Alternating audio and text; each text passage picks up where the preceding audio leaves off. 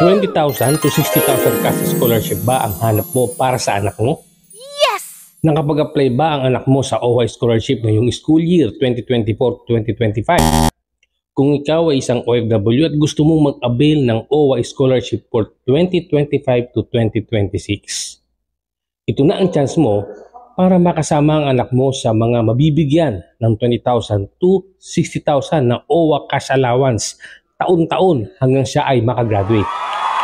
Dahil mula sa November 4 to November 29, 2024, ngayong taon na to, ang submission ng initial application for school year 2025 to 2026. Kaya huwag ka na magpauli. Mag-apply ka na agad bago ka maubusan dahil limited lang ang slot na ito. Pero bago mag-apply ng scholarship, panoorin mo muna ang video na ito.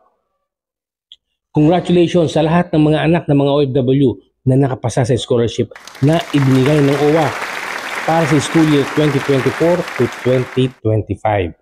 Sa video na ito ay makita mo rin ang mga pangalan ng mga anak ng mga OFW na nakapasa at nakapasok sa OWA scholarship program. Panoorin mo ang video na ito dahil baka kasama na ang anak mo sa mga nasa listahan at mahalaman mo din ang mga qualifications para sa OWA scholarship. Yes! Hello mga ka-OFW, ako Sir Abog, isang OFW at isang Certified HR Executive ng American Certification Institute. Kung first time mo na manood sa video na ito, please don't forget to hit like, subscribe, and hit all notification bell para like and updated sa mga videos ko. Sa mga hindi pa nakakaalam, ang OWA ay may dalawang programa na scholarship para sa mga anak ng OFW na qualified para makapag-aral ng college at magkaroon ng cash allowances mula sa OWA. Una ay ang OFW Dependent Scholarship Program or ODSP. Makakatanggap ng 20,000 ang bawat bata taon-taon hanggang sila ay makatapos ng pag-aaral. Yes! Ang OWA ay tumatanggap ng 5,000 students para sa programang ito taon-taon. At ang pangalawa ay ang Education for Development Scholarship Program or EDSP. Dito ay makakatanggap naman ng 60,000 taon-taon ang mga batang qualified na anak ng mga OFW. Wow! Ang OWA ay tumatanggap ng 1,600 mga qualified students programang ito ng EDSP taon-taon.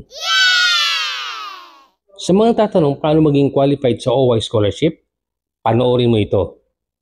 Magkaiba ang qualification sa ODSP sa EDSP. Sa ODSP, simple lang. Kailangan lang ang anak mo ay mag-aaral ng college ay single and not more than 21 years old. Must be a grade 12 graduating students or senior high school. Must enroll or be enrolled in Philippine-based college or university. At ang magulang na OFW must have an income of $600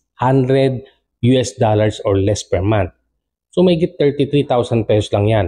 Walang general weighted average na kailangan. Ibig sabihin kahit mababa ang grades ng anak ng OFW, as long as willing makatapos ng college, ay pasok ang anak mo sa ODSP. Basta ang sweldo mo bilang isang OFW ay hindi lang sa $600 or 33,000 pesos sa Philippine money.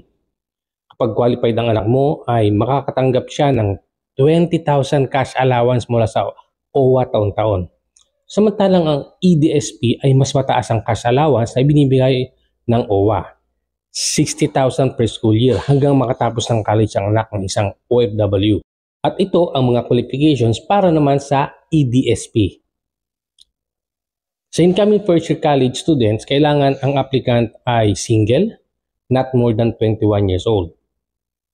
Must be grade 12 graduating student with general weighted average of 80% or its equivalent. Must study in the Philippine-based college university. At kung second year to fifth year college student naman, ang applicant must be single and not more than 30 years old. Must have a general weighted average not lower than 85% or its equivalent with no failing grades.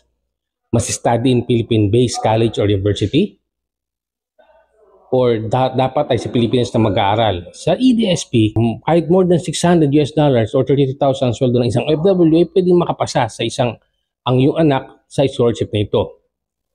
Narito ang mga pangalan ng mga anak ng OFW na nakapasa sa scholarship for 2025. Sa NCR may 150 students at sa Cordillera Administrative Region ay 91 students, sa Region 1 ay 82, Sa Region 2 ay 65, sa Region 3 ay 125 students, sa Region 4A ay 100 students, sa Region 4B ay 82 students, sa Region 5 ay 83 students, sa Region 6 ay 88 students, sa Region 7 ay 70 students, sa Region 8 ay 159 students, sa Region 9 ay 64 na students, sa Region 10 ay 50 students, sa Region 11 ay 73 students, sa Region 12 ay 64 na students, at sa OWA, sa Bangsamoro Autonomous Region in Muslim Mindanao ay mayroong 119 students. Sa Caraga Region ay 73 students. Kaya sa kabuuan ay may 1,551 students ang nasa list ng OWA scholars for school year 2024 to 2025. Para sa complete list, click mo lang ang link sa baba ng description ng video na ito. Kaya kung gusto mong maka-avail sa OWA Scholarship for 2026, magmadali ka na dahil ang submission of application ay from November 4 to November 29, 2024 lang. I-click mo lang ang link na ito sa November 4 to 29 para masama ka sa listahan. At kung may tanong ka ay mag-message ka lang sa baba ng video na ito para masagot ko sa aking mga susunod na mga videos. See you on my next videos.